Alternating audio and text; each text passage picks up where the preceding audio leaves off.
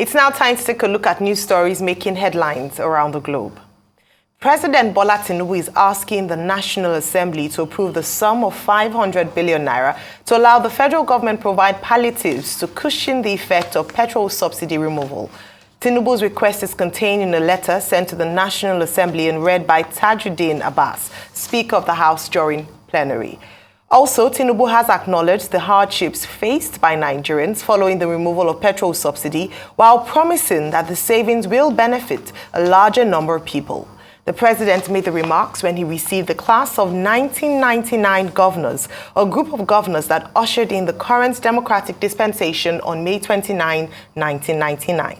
State House correspondent Adesua Omoran has more details. In a remarkable show of rare camaraderie, the governors who pioneered the Fourth Republic in 1999 pay a courtesy visit to President Bola Tinubu at the presidential villa. President Tinubu, a foundation member of the group of governors known as the Class of 99, warmly welcomes them. The meeting is aimed at congratulating the president and expressing gratitude for his proactive approach in addressing critical issues, including the removal of petrol subsidy. I understand people are suffering. Yes. There can be no childbirth without the pain. To benefit the largest number of people in the country and not a few smugglers and exploiters. The palliative is coming. I'm doing the arithmetic. I don't want people the cash transfers to fall into wrong hands. So please, help persuade them to be a little patient. President Tinubu acknowledges the enormous task of governing Africa's largest economy and assures the nation that improved security measures will be implemented. He also vows to address what he refers to as obsolete approaches to governance. Things are getting gradually better. And I will appeal to Dari to please send a message back home to Plateau. The peace, that kind of peace that you have then, you desire now. We will do everything possible to stabilize the country. We have no reasons whatsoever clean ourselves. For what? Boundary is not defined by God, it is defined by individuals. It's a man-made problem. And we can sit around and sort it out. We will change the way we do things. Lucky Igbenedion, the chairman of the group and former governor of Edo State, pledges the group's unwavering support, emphasizing their commitment extends beyond party politics. Therefore, all hands must be on deck to give Mr. President the needed support and encouragement to foster a better country, a better nation. We also seize the opportunity to congratulate him as the new chairman of ECOWAS and assure him that we are with him, and anytime he wants to dig into the wealth of experience of these very prominent and well-founded members of Class of 99, he should be rest assured that we'll continue to give him the necessary support. President Bola Tinubu becomes only the second to transition from state governance to the highest office in the country from the Class of 1999 after the late Umar Musa Yar'Adua. In other news, the president had earlier held a meeting with the governor of Borno State on security and other related issues. There is gradual return of peace to Borno State, but we want to sustain the security situation, the improvement in the security situation. I briefed him, and then he assured me that he will give all the necessary support to the Nigerian military and paramilitary. Adesua Omoruan, Arise News. Right, Rufai, morning. Good to see you. Good to see you again, Aya. Real quickly, yes, a lot has been said about these palliatives, but I hope this is not the only palliative we're going to get. Because if it is scary. 500 billion is a far cry to what has been taken out of this economy. And that's why Labour has kicked. And I also think that the joint committee set up between government and Labour will bring out their report on time so that they can review the recommendations of the palliatives. And the concerns of Labour has always been palliative needs to be holistic. It should also involve increase in wage of workers. It should also involve fixing the refinery. Hopefully Dangote refinery will come on stream soon. It should also involve ensuring that we get more modular refineries in. It should also involve welfare for elderly people and young people. It should also involve an alternative mix of energy for our buses and our cars on the road. So these are part of the things that form the framework. But mostly the important palliative I see should also be around food. Because when you look at it, for every household income, food takes a sizable part, over 30 to 40%. You hear, there was a story in the papers this morning that a lawmaker said farmers now have to pay taxes to jihadists from Niger, which also makes it difficult for us to get food out. And food inflation is on the increase. A couple of days down the line, we'll see the new inflation numbers. I'll be able to make determinations from that. Also, palliative should be around, even if it's to pick 4 major staples: rice, beans, the tubers, and probably tomatoes, and ensure that we can reduce the price of this food for people in the market. Because most Nigerians, at least, consume a sizable portion of this 4 staples. But also, the question will be, how will this money be spent? He talked about accountability and integrity, that he doesn't want the money to fall into wrong hands. Is this money also different from the $800 million loan we talked about with the World Bank? So there are many questions, but I hope that this is not the only palliative. Any palliative is welcome, but I hope this is not the only one. And I hope we still have many more in the bag to be able to cushion the effect of the pain and the suffering on the people. But I also understand the viewpoint of Labour on this. I yield the floor. The president of Nigeria met yesterday with the class of 1999. The governors who immediately took over after civil society and Nigerians in general triumphed over military dictatorship that had been a prolonged phase in Nigerian history. And so his classmates came to meet him yesterday. So it was a meeting of an alumni group. Well, some were not there because they had since passed on. God bless their memory. Umaru Yar'Adua was governor in 1999. Adebayo Adefarati was governor in 1999. Who else had passed on in that group? Abubakar Udu of Kogi State has also passed on. Lamade Shina of Oyo State. Yeah. But in any case, there was still good representation of his former classmates who came to congratulate one of their own for making it. The ambition of many governors in Nigeria being to emerge, if possible, either as a senator or to even become the president of Nigeria. So good representation. So speaking to his classmates, President Tinubu used the opportunity to talk about a number of issues. One, fuel subsidy, which he says is in the best interest of Nigerians. And he says he's going to look for palliatives to ameliorate, to lessen the burden, because he realizes that Nigerians are suffering in the immediate term as a result of this fuel subsidy removal. Now, he said that Nigerians should make sacrifice. Well, we hope that our leaders too will make their necessary sacrifice. This is what Nigerians are talking about. We can't be buying fuel for 500 naira per liter, and you are saying you will provide palliatives. And we see, the leaders of Nigeria living large at our expense. President Tinubu, that's something that he has to address in this regard. He made a point that I don't want cash transfer to fall into wrong hands. We also don't expect that cash transfer will fall into wrong hands. If there's going to be conditional cash transfer, it should go into the hands of everybody. There should be equity, there should be fairness, there should be justice, because the last time they talked about cash transfer in this country, it went into wrong hands. The president talked about unity, equity, stability. These are the things that he has always talked about to unify the country, to ensure equity. He talked about fixing electricity. He told his colleagues, his former classmates, about addressing the challenge of insecurity in the country.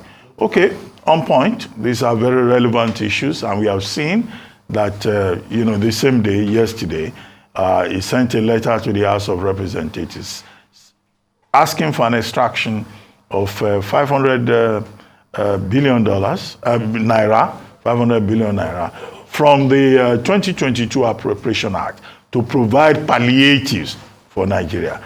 Now, that will be in addition to the $800 million from the World Bank, the $800 million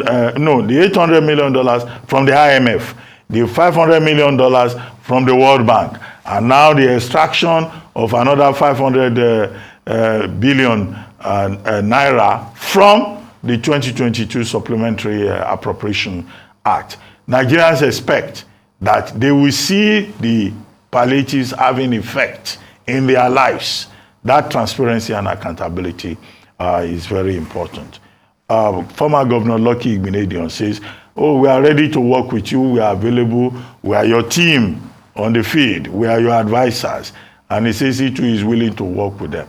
I hope the purpose of their going there is not for some of them to go and lobby for appointments, because I saw the way some of them were bouncing, as if they make them senior special assistant, they will take it. That should not be the purpose. But to identify with one of their own is not something we can argue against.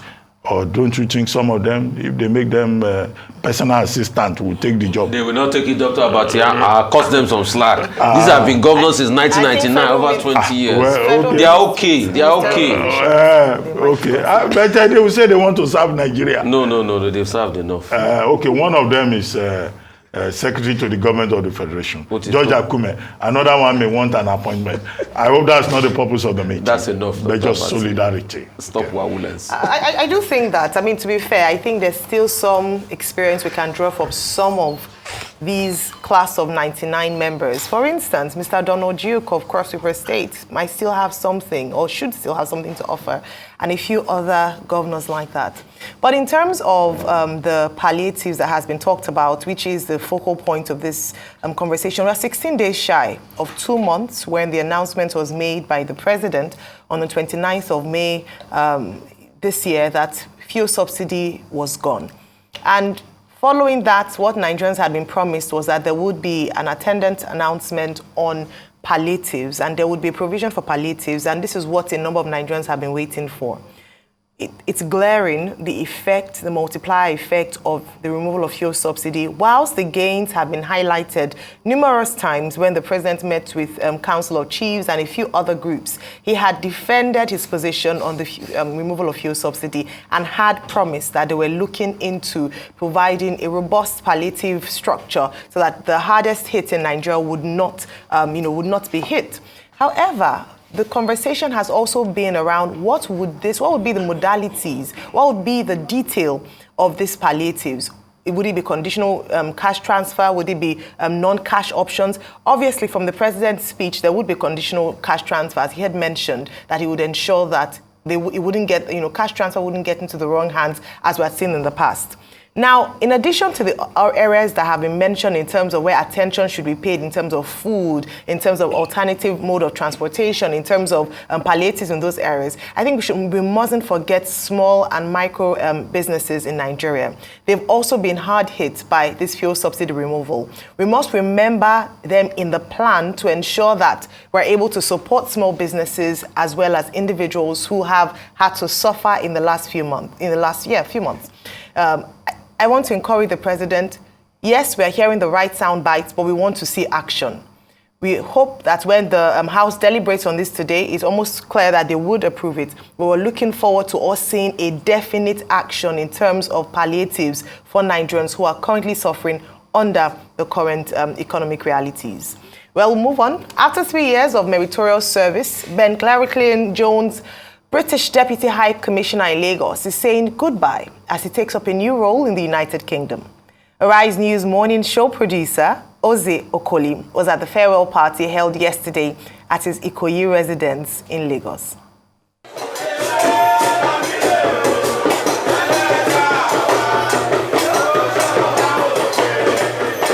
It is the last days of Ben Llewellyn-Jones, the British Deputy High Commissioner in Lagos.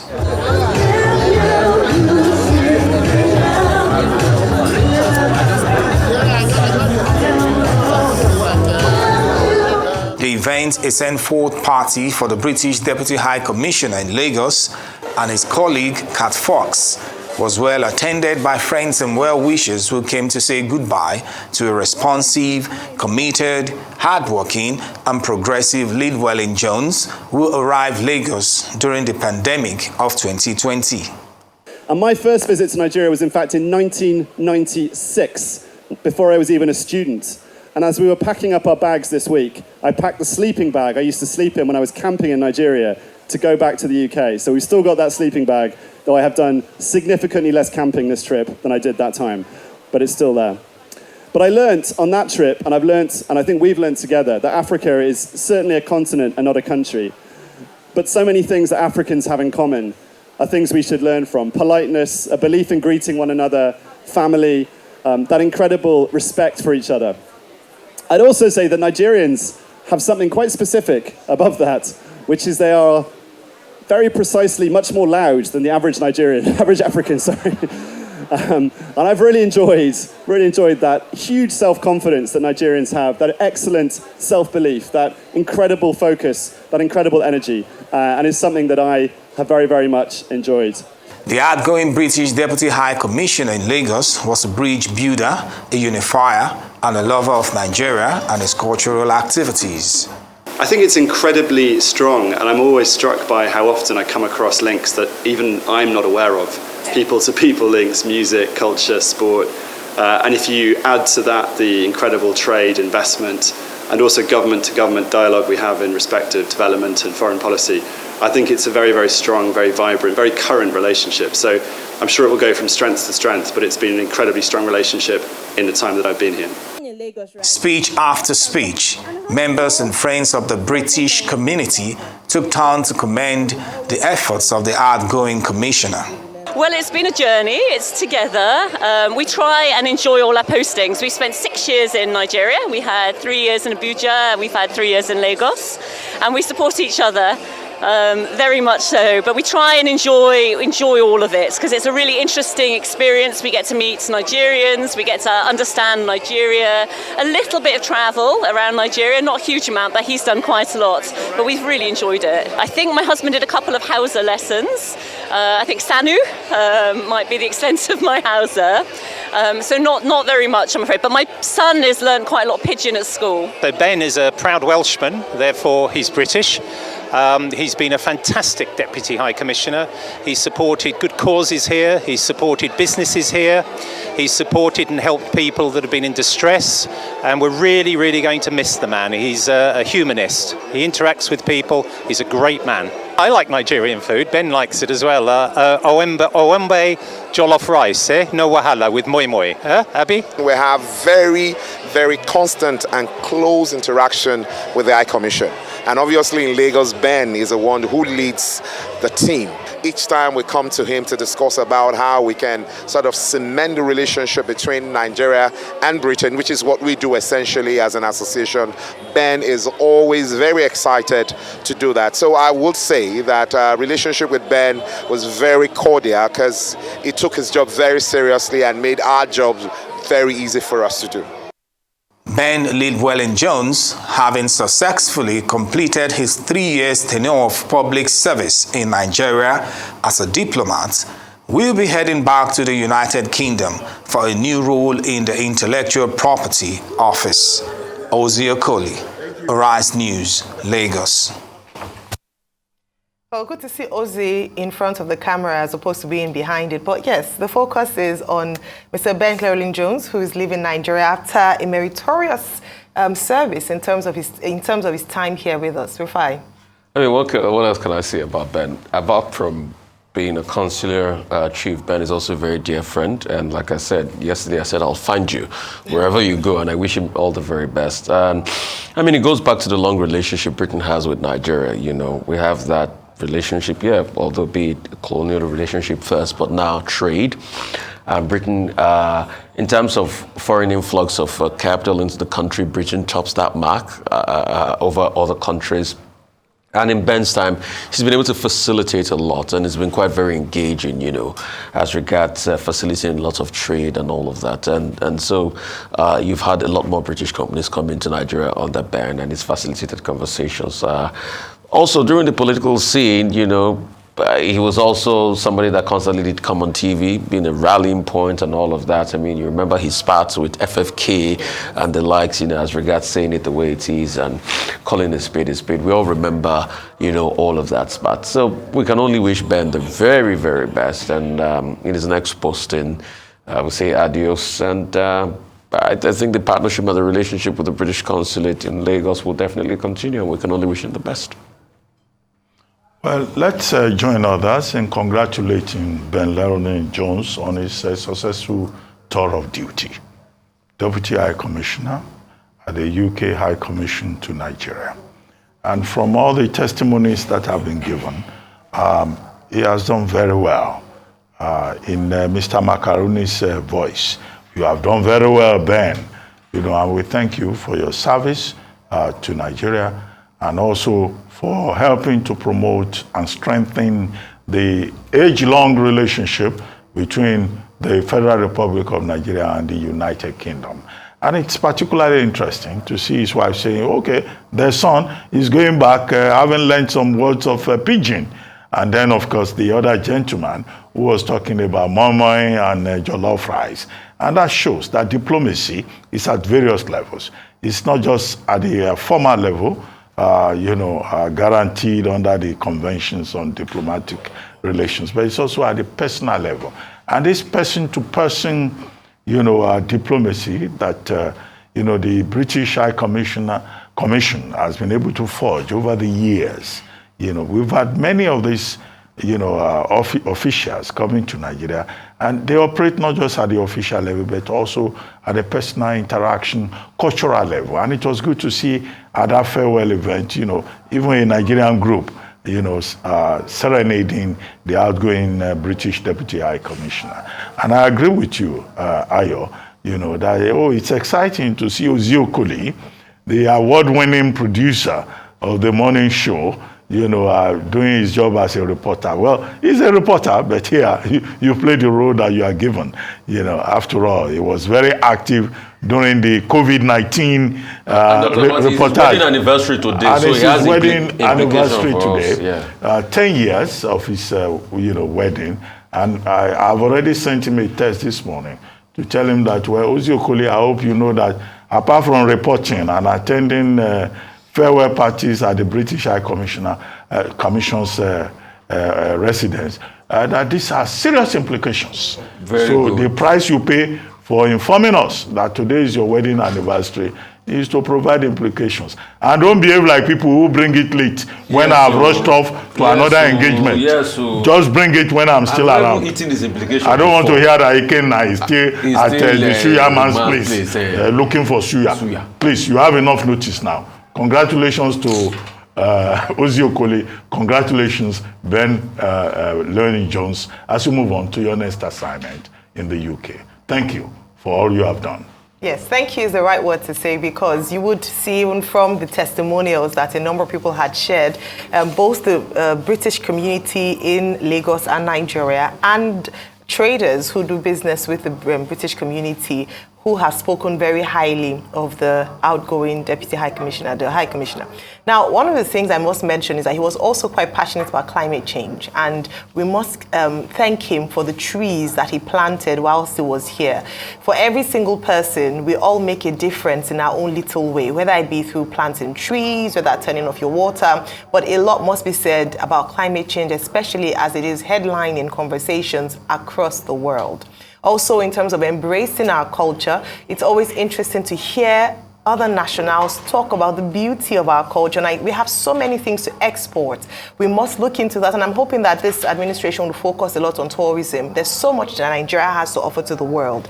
Oftentimes when we have, diplomats, envoys come from different parts of the world, they speak glowingly, of course, one of our jollof rice, about the culture, the party culture, the joyful nature, the welcoming spirit of Nigerians. We must continue to amplify this. In the same way that we welcomed Mr. Jones and made him have, hopefully, a very good stay alongside his wife, Mrs. Laura Jones, it's important to say that the same would be extended to the next High Commissioner. We've had the opportunity to speak to them a few times here on the morning show, and it's great to get their perspectives. Like if I mentioned trade, businesses, investment in women and female-owned small businesses is also something I must highlight. And so again, thank you very much, Mr. Jones, for your time here. He's a Welshman, and so I'm particularly interested and delighted to have him stay with us here in Nigeria. Speak some Cameroon. Yeah, so, double L is clear.